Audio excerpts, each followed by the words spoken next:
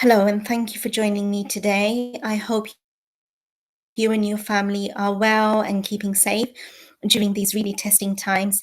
Now, today I'll be talking to you about communication and how to develop opportunities to support your child's communication whilst they're at home with you. So why is communication important? Well, it's a very important means by which we are understood by the world and the people around us. It helps us to let others know how we're feeling, what we like or what we don't like.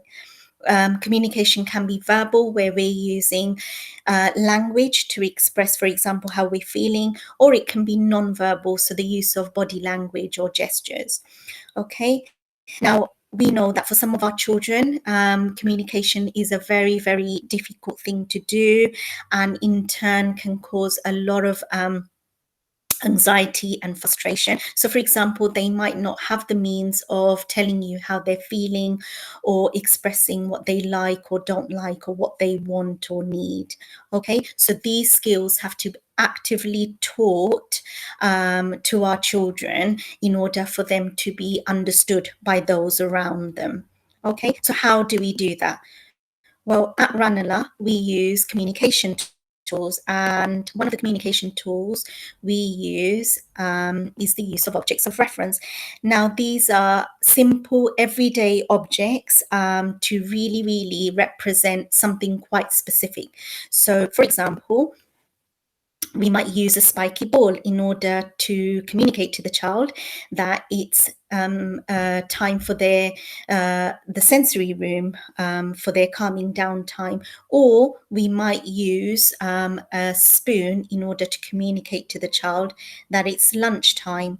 Okay, and we do that consistently every single day using the same object in order to really, really embed the knowledge for the child that this object represents something quite specific. So, for example, they might in turn pick up a spiky ball, the spiky ball, and show you that they would like to use the sensory room in order to help them regulate and have some calming down time.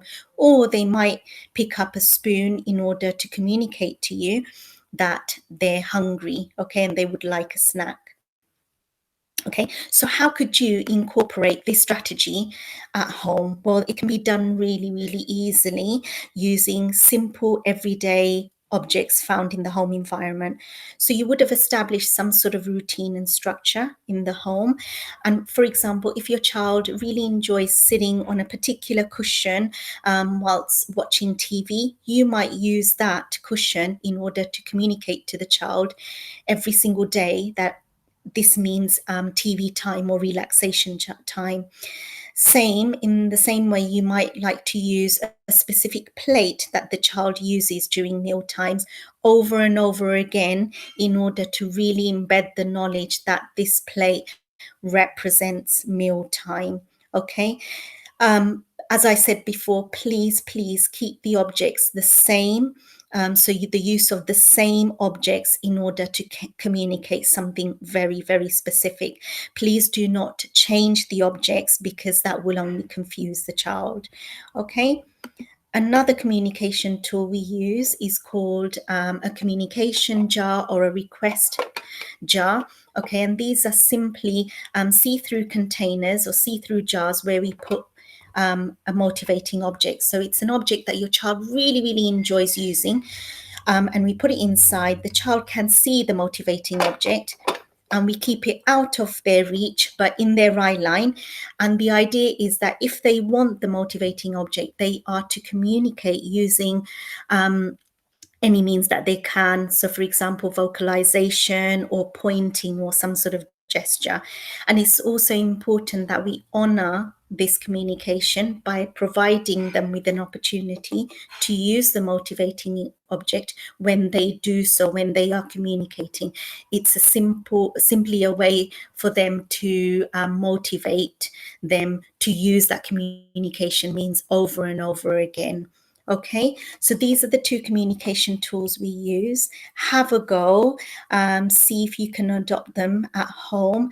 As I said in my previous videos, it might not work the first day. Be persistent, be patient, and hopefully it will work. Okay, thank you so much for joining me, and I hope to see you in our next video.